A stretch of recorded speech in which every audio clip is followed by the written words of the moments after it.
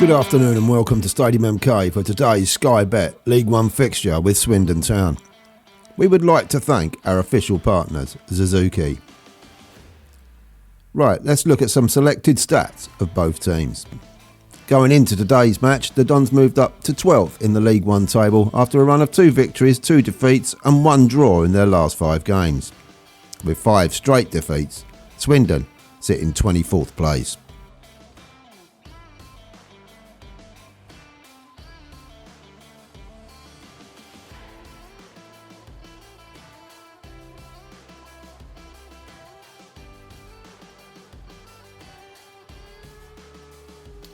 As the attacking stats show, the Dons have a higher ratio in goals scored, assists, shots attempted, passes completed and attacking duels won.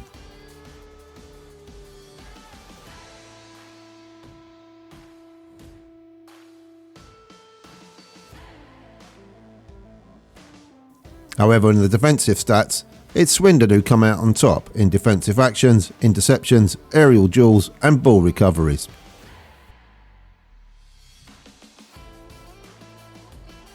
Looking at the Dons team stats, Cameron Jerome is still the clear leader, though Scott Fraser is now in contention and the talented Will Grigg is also featured.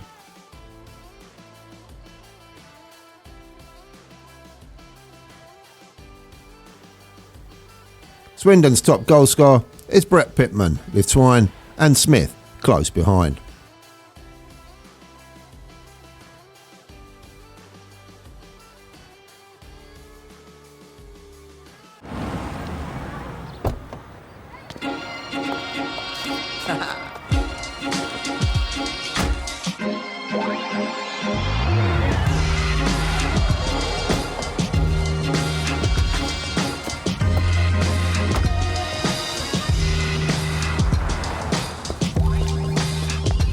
The new Suzuki Hybrid range. For you, me, her, him, everyone.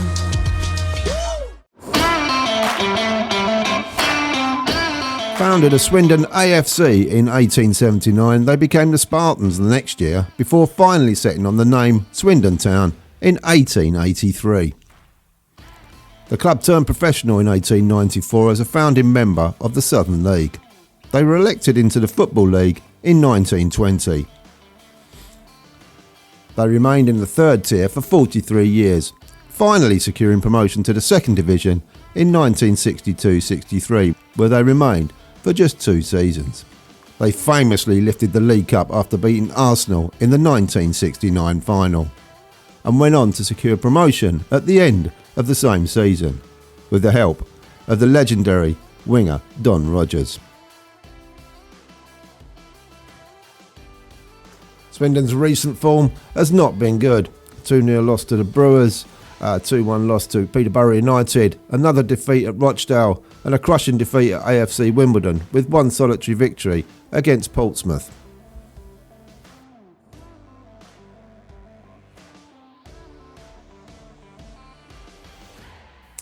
Pittman spent most of his career at AFC Bournemouth in 2 separate spells, totaling 102 goals in 301 games. He moved to Bournemouth as a 16-year-old and went on to become a regular in their first team, helping them avoid relegation from the Football League in 2009. In 2012 he was loaned back to Bournemouth and contributed to them winning the Football League Championship title in 2015. He then signed for Ipswich Town, then Portsmouth 2 years later, before joining Swindon in 2020. Grant began his career at Chelsea, progressing through the youth ranks before making his first team debut in 2005.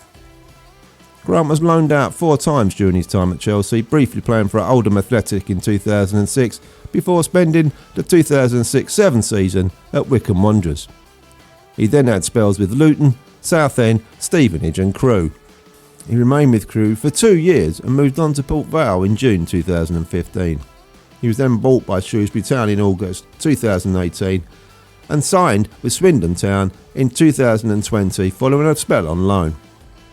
Palmer was born in Derbyshire and he joined Burton Albion's youth academy after being released by Derby County. Palmer then signed for League One club Rotherham United in January 2018 on a 2.5-year contract for an undisclosed fee. After Rotherham, he joined newly relegated League Two club Bradford on the 5th of July 2019 on a season-long loan. Palmer then signed for Swindon Town in January 2020 on an 18-month deal after his contract was terminated by Rotherham United. Follow in your heart, in spirit, in soul. You make every tackle, score every goal. You're part of it, wherever you are in the world. From the first minute until the last kick. Victories, heartbreaks, you're part of the fabric, the passion, devotion, supercharging emotion. For you there is only one, abiding loyalty, togetherness that is second to none. Follow every kick, every tackle, every goal. With access to live stream games and matchday commentary, with coverage spanning the globe. Behind the scene content, newsletters and match highlights. There is no better way for you to get closer to your club. And with iFollow sales supporting them, there's no better way to show your love. When you can't be there with iFollow.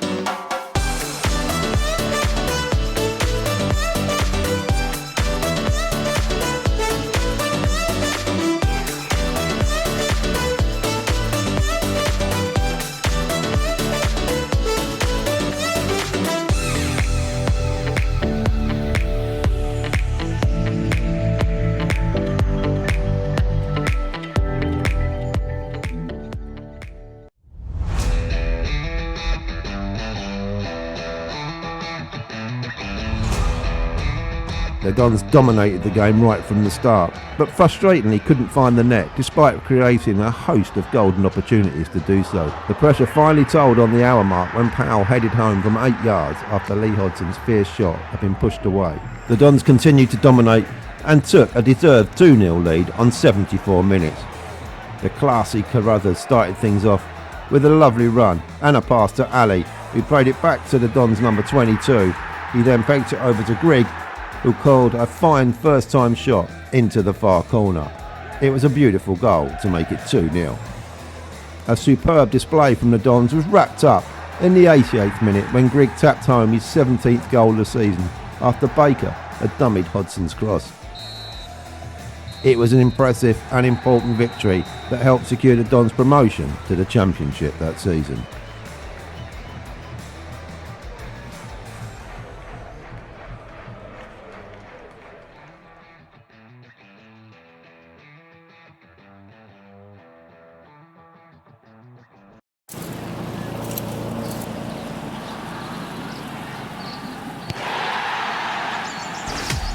Screwfix proudly supports football at home.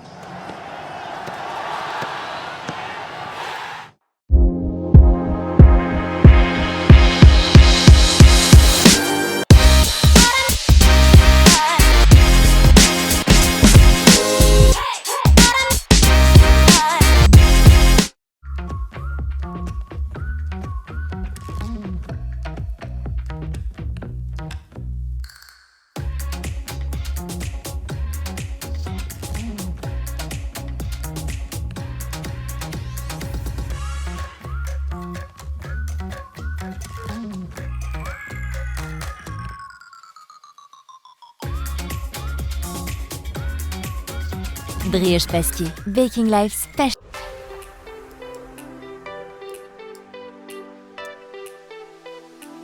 Hello and welcome to this weekend's fixture, MK Dons vs Swindon Town. The Robins gained promotion to League One last season, but have found going tough this year. Manager John Sheridan departed the club last Saturday and Tommy Wright has been appointed caretaker manager until the end of the season. Swindon desperately need the points if they are to stay up. There is a lot at stake, it should be a good game. Who's up for testing their football knowledge? We will show you 10 club nicknames and logos. Can you identify the club? Okay, are you ready? First one. Did you get it right? It was Arsenal. That was Hull City. West Ham, of course. Yes, it's newly promoted Norwich City. Well done to them. That was Sunderland.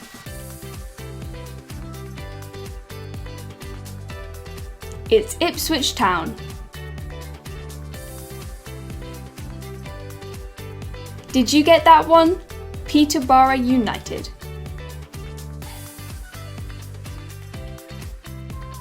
That was Cardiff City. And finally, Luton Town. How did you do? Well done if you got 6 or more correct. Next up, Will Grigg joins us for a round of Would You Rather. Here's what he had to say. Would you rather go to the past and meet your great-great-grandfather, or go to the future and meet your great-great-grandchildren? The future to meet my great-grandchildren. Yeah, definitely. Why? I don't know. I feel like the past in the past, and obviously my children are really special to me, and yeah, to be able to meet their grandchildren, that would be, or my grandchildren, that would be great. Spend the day at a water park or a day at the beach? Again, good question, but day at the beach. We spend a lot of time in Cornwall in the off season, so yeah, my family absolutely love Cornwall, so yeah, that's a good one for me. Be the lead character in an action-packed thriller or a romantic comedy?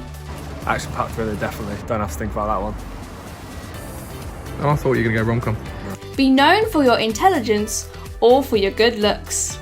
Haven't really got either, but if I could pick, I'd probably go intelligence, yeah. Would you rather win an Oscar or a Grammy?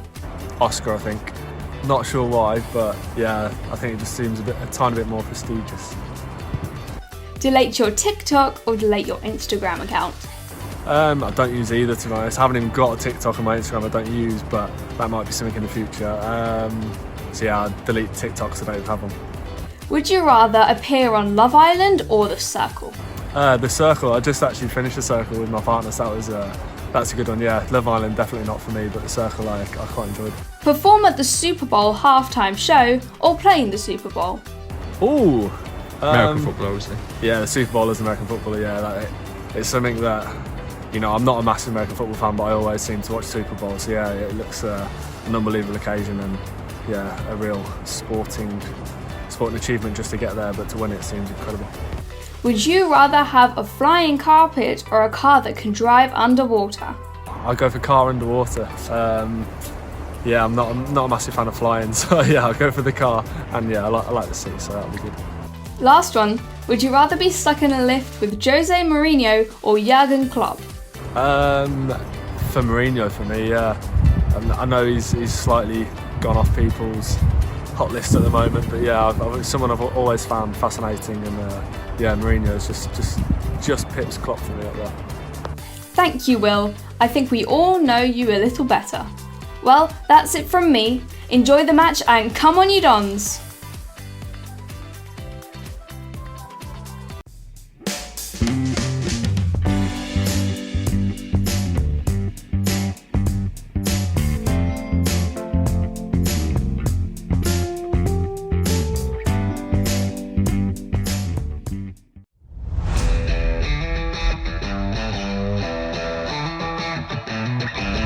So let's go right to the start of your career and your life. You grew up in South Africa. What was that like for someone coming from two British parents and almost being a Brit yourself?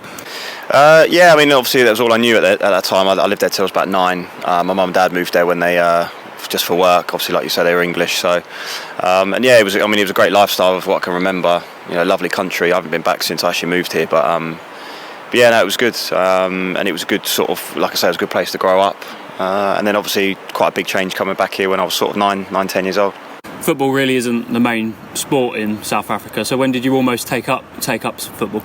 I started playing when I was 4 I think it's for my dad's team over there, a team called Marks Parkhurst, and I used to play cricket and things like that as well, because obviously again that's one of the main sports over there. But yeah, no, I started playing when I was 4, and then just carried on playing all the way through until, like I say, until I came to England. Your first break in professional game, where you got your first games, was at Warsaw. Do you have fond memories of that time? And is it a loan that really set you up for your career? Yeah, definitely. I think Harry Redknapp was manager at the time of Southampton, and he came in, brought in quite a lot of players, and obviously as young players, they couldn't quite see myself breaking through. But we played a reserve game. He was watching, and literally the next day he called me in and said, "Look, I want to send you on loan." Obviously he had a good relationship with Paul Merson, who was manager of Warsaw at the time, and said, "You go for the rest of the season." I think it was like 3 months. And yeah, that did set me up brilliantly, really, because I've been playing in the youth teams, and it's not obviously nowhere near the same as when you play in actual competitive football. And I think my first game was Bristol City away, which I scored, thankfully. And it just gives you that sort of belief and that confidence that you can play in front of crowds, and it gives you that spark, really. I think you've played here a couple of times, but when you went on loan to your first spell at Bournemouth, you played at the National Hockey Stadium against MK Dons. What can you remember about that stadium? Can you remember much about sort of the surroundings and how enclosed and tight the pitch was? Yeah, like you say, that was bang on. It just looked like a hockey stadium. But that was my debut for Bournemouth when I went on loan there. Literally just after I'd got back from Walsall, and yeah, I actually scored in that game as well. So I remember obviously Aaron Wilbraham was playing as well at that point, who I obviously came across at Norwich when I was there. Great guy, and obviously a great servant to this club as well. So yeah, no, I remember that game well, and again it was a great start for my loan period at Bournemouth. You mentioned Bournemouth loan there. Did that almost, set in stone later down your career, it sort of helped you move back to a club that you'd already had, a good time at? Yeah, I think so. I think the timing was perfect, really, because, like you say, I had history there. I knew I'd played with Eddie Howe, I'd played with Jason Tyndall, who was the coach as well, and Stephen Purchase, who came through, Steve Fletcher, who was a coach. So I knew quite a lot of the staff. Obviously they were players when I first went on loan. So I had a relationship with them anyway. It was close to where I lived. Bournemouth were on the up under Eddie Howe. Just got promoted from League One. So yeah, it's perfect timing for me. I think at Norwich at the time, I'd just come back from a long-term injury and just couldn't quite break back into the team, and it looked like my time was up there. So when that opportunity did come along, it was perfect. And that first loan spell, you managed to break into the England under-21 setup. Looking back now, that must be a really proud moment in your career. Yeah, it was. I mean, at the time, I'd come back to Southampton. I'd broken into the Southampton team, and the South African national coach, who was I can't remember his name. He used to be the Brazil manager. They showed some interest and sort of came to watch a match against, I think it was against Stoke, and at the time, obviously England and 21s had got a hint that I might be going to South Africa. So I think at that sort of stage of your career, they want to make sure that you go down the English route rather than another country. So yeah, I got called up for 21s. Stuart Pearce called me up, and yeah, had a sort of few games for the 21s and really enjoyed it. And again, that was a major achievement in my career. I managed to score for the England 21s, which was a great feeling. I played at St Mary's as well, which obviously I was at Southampton at the time. So yeah, it was a great part of my career. Yeah. You mentioned big achievements there, and a few years down the line, your first promotion, your career with Norwich. Russ speaks so highly of that Norwich team, and Paul Lambert as the manager of the time. What are your memories of that side? It's just a special team. We had a great bunch of lads, great team spirit, really talented group, and I think it's one of those groups that just come along every now and then. When you see teams get promoted from the Championship or do well in the Premier League against all odds, it's usually because you've just got this really good mix of players, and that's what we had. We had great leaders. Obviously Russ, Grant Holt. We had a really good mix of players, and that was a bit of an unknown because we just got promoted. Well, the club had just got promoted from League One when I joined.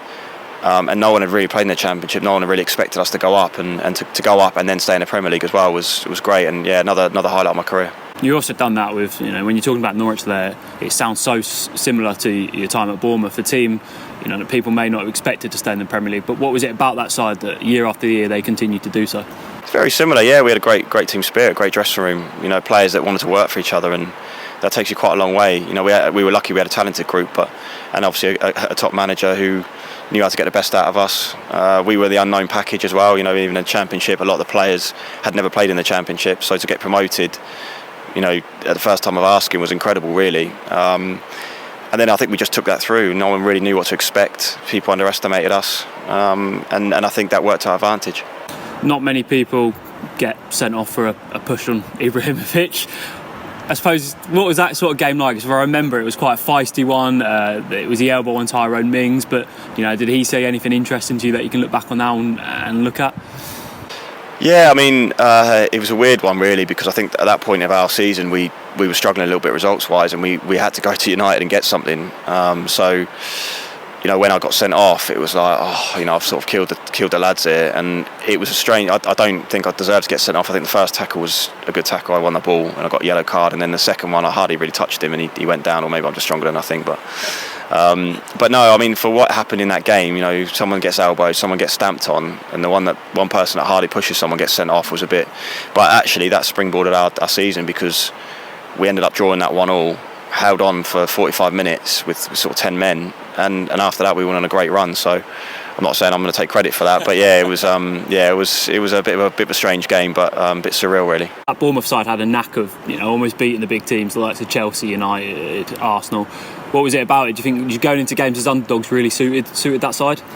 Yeah, I think so. I think it did. I think the first season we started off quite poorly. We hardly had any points, and we had Chelsea and Man United back to back, and it was sort of, people were probably thinking, well, they're not going to get much out of here, and we were in a relegation zone, and it's quite near the start of the season, but we ended up beating Chelsea 1-0 away and then beat United, I think it was 2-0 at home. So yeah, and then suddenly the belief comes, and you think, actually we can compete at this level, and then the years after that we had some great results against the top sides, namely obviously I think we beat United again 1-0, beat Chelsea 4-0.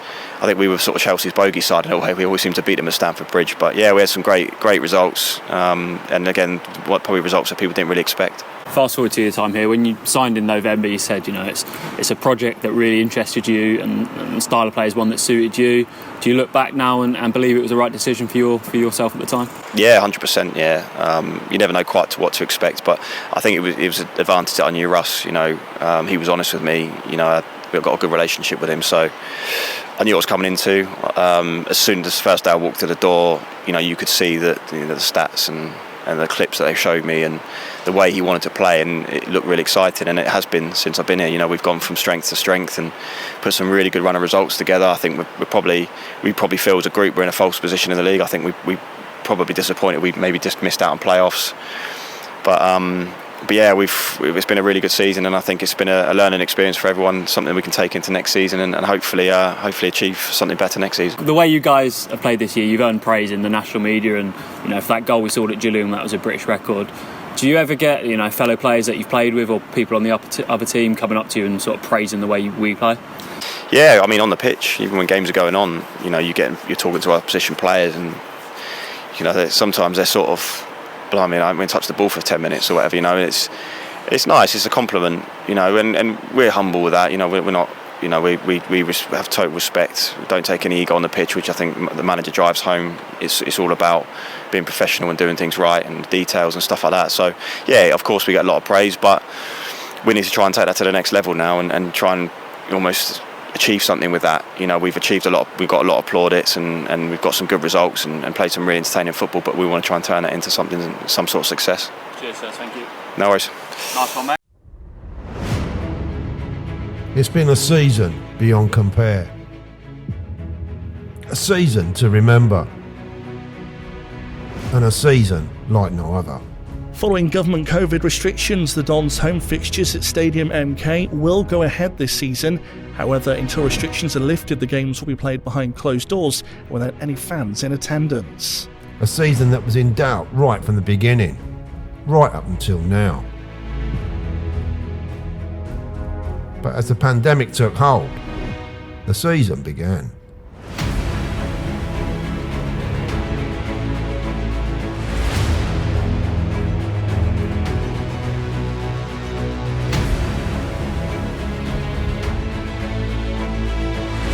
You listened, you followed, but your presence was missed.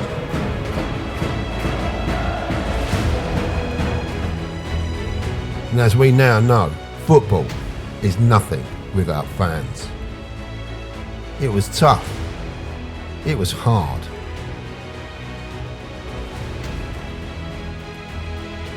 A glimmer of light shone with the hope of your return.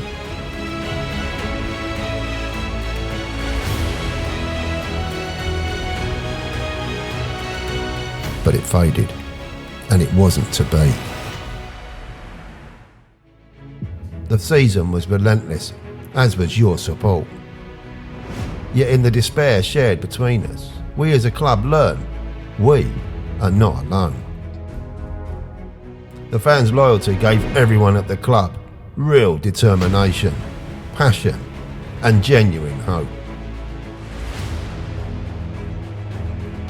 And we thank you, and we look forward to you coming back home to football.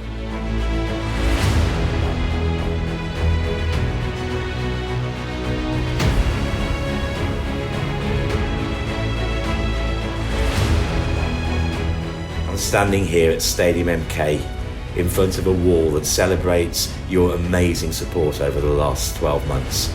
It's been an extraordinary time, a very difficult time for all of us. I've personally never seen anything like it in my business life.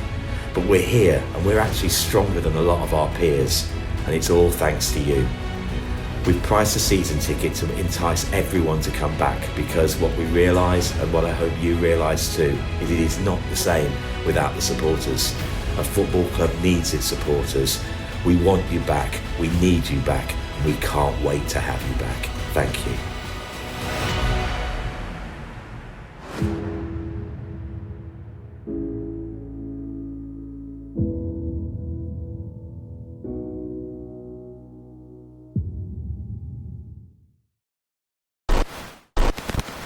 Well, Andy, plenty to catch up with you about. Season tickets, of course, mainly, but we have to start with the news recently that's kind of gripped the world of football with the European Super League. A pretty crazy week for all parties involved in football.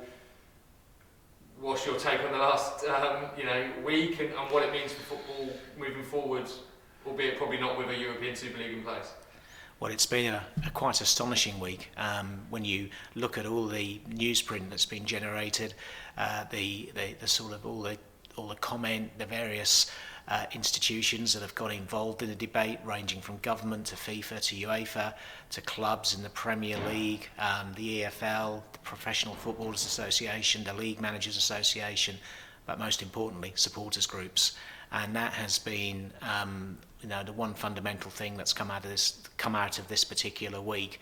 The sense of perspective, which shows that the game is nothing without its supporters. It's nothing about people coming into the grounds. We've seen that this season. It's something that can't continue.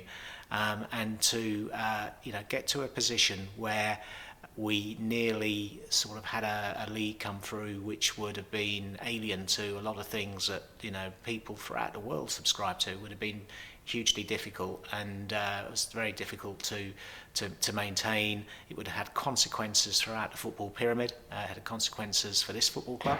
It had consequences for clubs in the Premier League and throughout the country. So it's absolutely amazing that that, as I said, perspective has actually been lost by the particular clubs. But coming closer to home, I think what it's reinforced is, to be a successful football club, you need to be fully engaged with your fan base, with your supporters, who mean everything to you. Without them, they're nothing. Players will come and go, managers will come and go, people like myself will go. But the supporters at all football clubs will be there for many, many years to come, and they will be with them for life. It's a lifetime commitment when you support a football club in so many different ways. So I think what we try and do here is we involve supporters in decisions that affect them most, and perhaps that's quite apparent in terms of season tickets, attendances, the match day experience.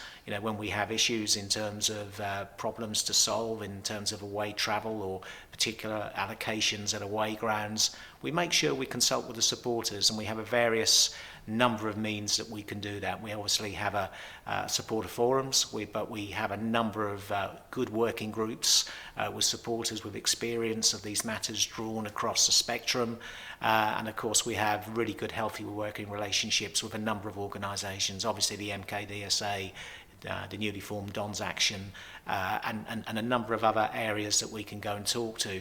And, you know, it helps us make better decisions. It helps us make sure that we've got a safety valve in place so we don't get to a situation where we end up alienating people in a way that we've seen this week.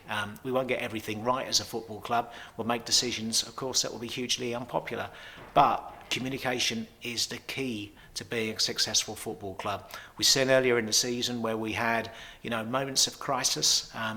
You know, we can go through a number of different things. Obviously, fans not being able to return to grounds. We had an opportunity to have people back in the stadium back in October, November time. We made sure that, you know, that the plans that we had in place, we had a process that we could consult with. And then going back to things, you know, in the summer, you know, the sale of Alex Gilbey and Rhys Healey, it was important that we came out straight away to explain to supporters and to give reassurances as to what this football club was still all about. We were disappointed to lose Rhys. You know, Alex going as well was a disappointment too as player of the season from last year.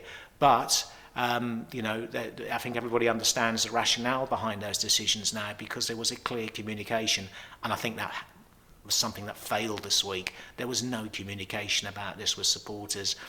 There was no sort of, you know, explanation. There was no sort of, we saw things about this was going to involve money flowing down the pyramid, but no one explained how that was going to be and how that was going to happen. So no wonder we had a situation that's happened this week. And hopefully, you know, we've sort of put it to bed for the time being. I think we've got to be alive that, you know, it won't go completely.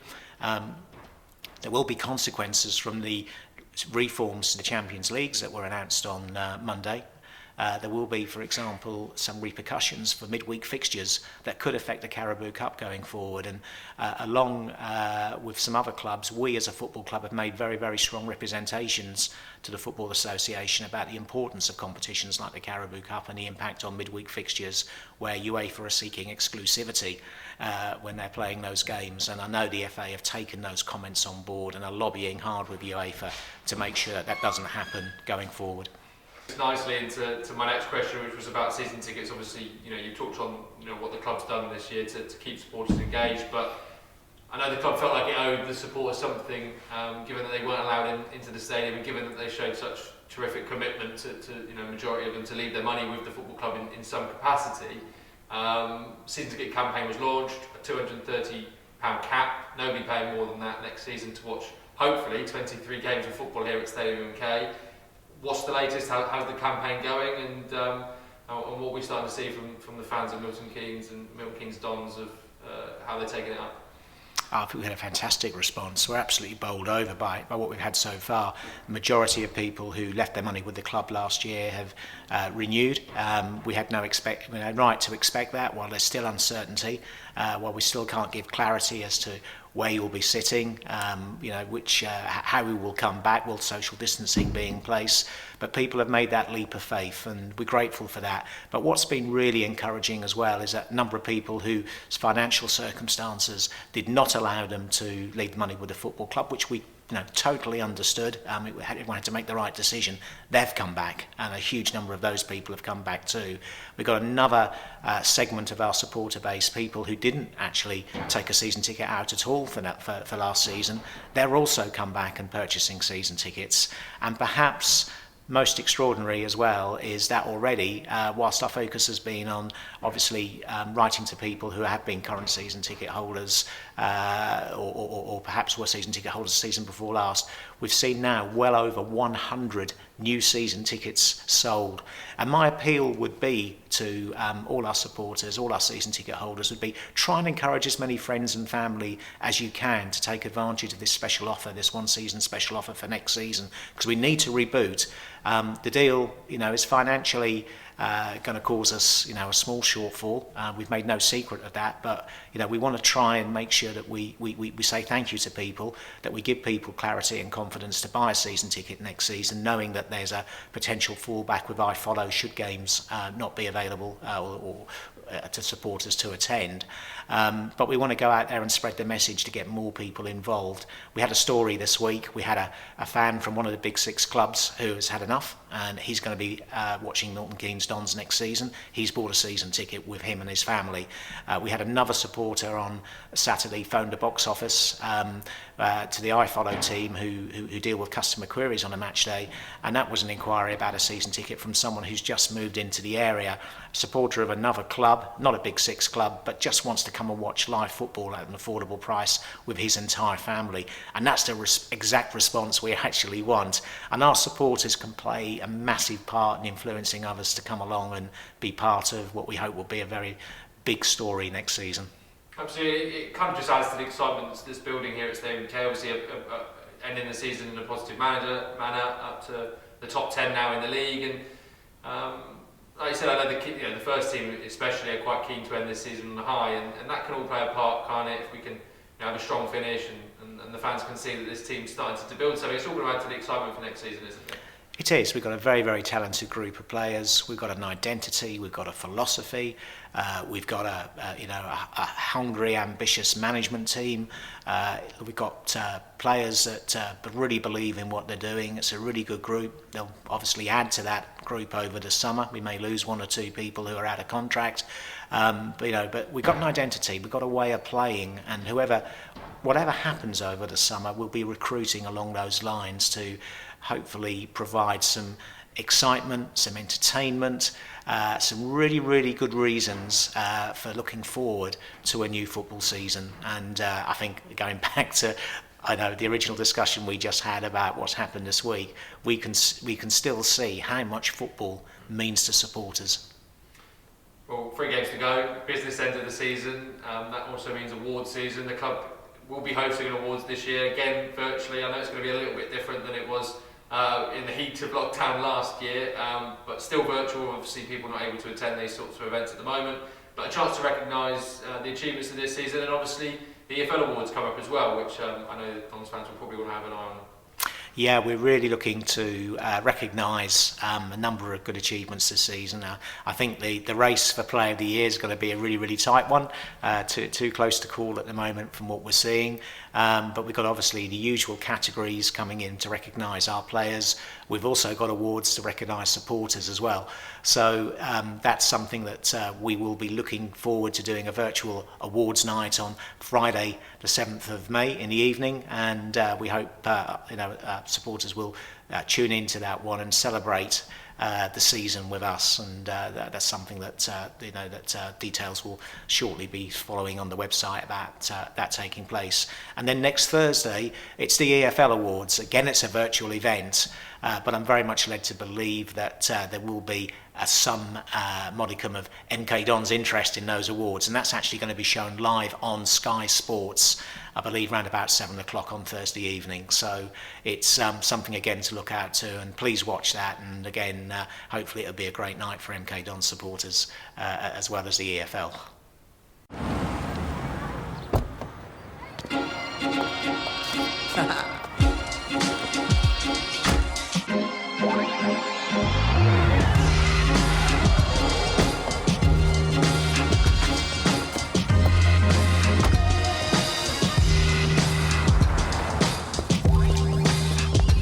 The new Suzuki Hybrid range.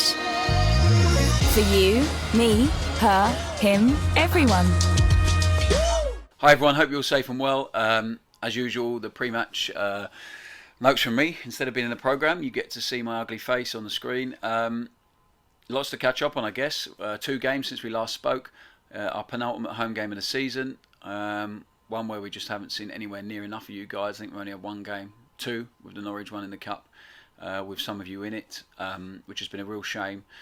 But I hope we can finish the season as strongly as possible for you and win these last 2 home games, because it's the least you deserve, and also the players, how hard they've worked over the course of the season. Whilst we're talking about finishing the season strong, we've obviously had 2 very good results since we last spoke to you. Portsmouth at home, really good performance, really strong. Really pleased actually over the last 2 games, and Bristol Rovers obviously 2-0 away from home, 2 clean sheets with an Andrew Fisher penalty save right at the death at Bristol Rovers, which I was really pleased about because the team deserved to keep a clean sheet. Just 2 performances full of real intensity, connection with the team, hard work, real belief as well. I think the team, even over the last few weeks, has grown a huge amount. You see a lot of young guys who are really starting to believe in themselves, really growing confidence, and it's just a shame we only have 3 games left, because I feel like this team, the team we've had since January especially, because it's changed a lot, is really developing and improving very quickly. So I hope they can continue that today. Another team, Swindon, fighting for their lives at the bottom of the league, fighting desperately to stay in the division. So it's going to be a very, very tough game, and we have to match the intensity and the levels of running and physical performance that we had in the last 2 games, and also had the quality and control that we've had in both as well. So if we do that, which on the whole, performance-wise, we've done at Stadium MK this season, if we can do that again today, we'll hopefully get another 3 points, and the guys will be a bit closer to the targets they set themselves with 5 games to go. So hopefully we can finish positively for you. Hopefully you enjoy the game, and I hope that lots of you have renewed your season tickets ahead of next year, with obviously the club's brilliant offer financially for the football. Hopefully you will see next season, and we can't wait to have you back, as many of you as possible, to help cheer the team on, because we've certainly missed you. So fingers crossed we can see you all very soon at Stadium MK. Until then, keep supporting the team. We really appreciate it, and enjoy the game. Follow in your heart, in spirit, in soul. You make every tackle, score every goal. You're part of it, wherever you are in the world. From the first minute until the last kick.